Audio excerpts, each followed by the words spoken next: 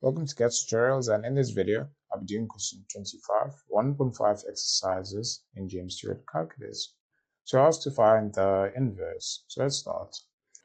I'm going to have both sides as the power of e. You can either choose to show this side or leave it out, but let's show it. So this will be e to the power y equals, so since these are inverses of each other, then that will just drop the argument of the ln.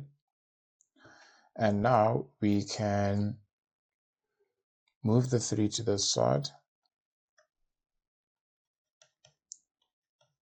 and this is the same as having this. We're just swapping the sides.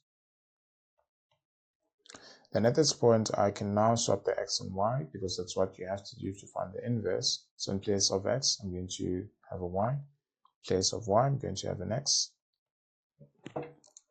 And that is your inverse.